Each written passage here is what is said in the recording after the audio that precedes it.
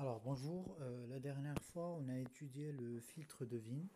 Donc le filtre de Wien c'est donc une résistance en série avec un condensateur. Et après vous avez une résistance qui est en parallèle avec un condensateur. Et on a vu que ce filtre, si on prend R1 égale à R2 et C1 égale à C2, ce filtre il se comporte comme un filtre passe-bande.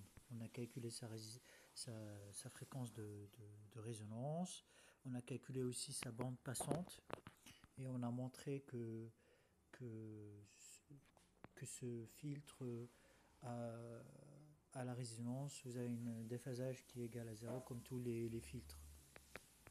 Alors, maintenant, on va intercaler ce filtre de Wien à la sortie d'un amplificateur opérationnel. Cet amplificateur opérationnel, c'est un amplificateur non inverseur. Donc, c'est avec un gain est égal à 1 sur, donc c'est avec un gain est égal à 1 plus RA sur RV.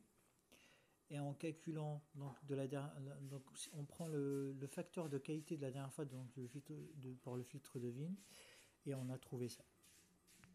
Donc voilà le comportement du filtre de Wien, donc la fonction transfert en fonction de la fréquence, et on a vu qu'il y a une résonance en oméga 0.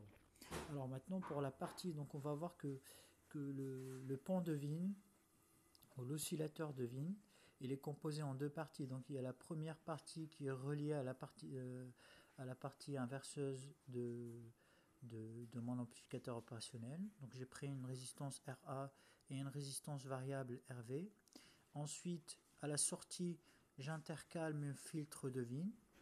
Et donc je vais avoir une fonction de transfert total qui est égale à la fonction de transfert la première, donc qui est à la sortie de mon amplificateur opérationnel, fois la deuxième qui est celle de mon filtre de Wien. Donc je peux multiplier les deux et je trouve ceci.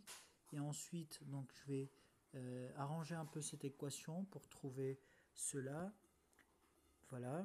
Ensuite, puisque j'ai rebouclé le système à l'entrée de mon amplificateur opérationnel, donc là je vérifier le critère de Barkhausen. Donc ce montage va se mettre à osciller spontanément. Donc c'est des bruits thermiques qui vont être amplifiés par cet amplificateur opérationnel et ensuite ils vont être sélectionnés. Donc le filtre de Wien va sélectionner une seule fréquence, donc celle qui correspond à oméga 0.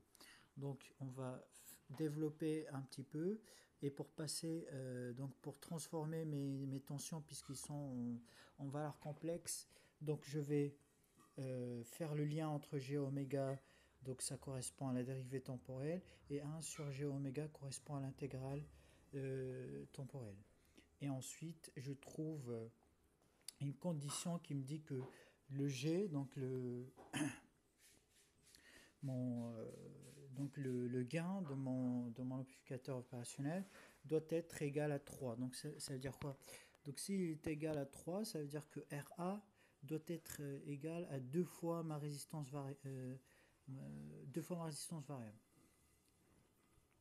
Donc ça veut dire que je dois prendre une résistance qui est égale à peu près 2000 ohms, donc variable de 2000 ohms pour avoir un essence des oscillations. Au-deçà de cette valeur, les oscillations meurent. Donc j'ai pris R1 égale à R2 égale à RA est égal à 1 kΩ. J'ai pris C1 et C2 est égal à 10 nanofarad et pour RV c'est une résistance variable. Alors maintenant pour vous montrer le montage est le suivant. Donc il est là mon montage. Donc le pont de Wien. Donc voici mon amplificateur opérationnel. Voici ma résistance variable, la résistance RA de 1 kΩ, et donc le fil orange va relier donc cette partie à la deuxième partie qui est le filtre de Wien. Donc il y a deux condensateurs qui sont reliés à la résistance 1 kΩ et 1 kΩ. Et bien sûr sur la voie 1 de mon oscilloscope, je vais visualiser la sortie de mon amplificateur opérationnel. Donc je trouve ça. Donc maintenant je vais changer ma résistance et pour voir pour quelle valeur j'obtiens naissance des oscillations. Donc normalement la théorie nous prédit 2000 ohms, mais moi j'ai pris cette valeur, donc regardez ici j'ai 1000, 2000, 2100, 2111.